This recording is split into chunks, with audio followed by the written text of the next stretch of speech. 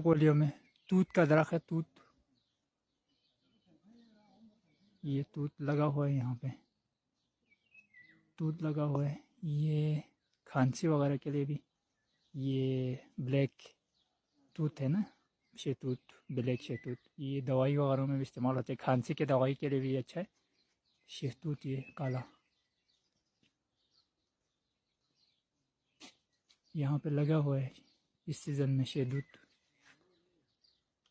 काले शहतूत बोले जाते हैं इसको। मुख्तलिफ़ किस्म के वैरायटी होते हैं इनके शहतूत के ना। इसमें से एक ये बड़ा काला शहतूत है, ये बड़ा फेमस है। इससे मुख्तलिफ़ किस्म के जाम वगैरह, खांसी की दवाइयाँ बनाई जाती हैं।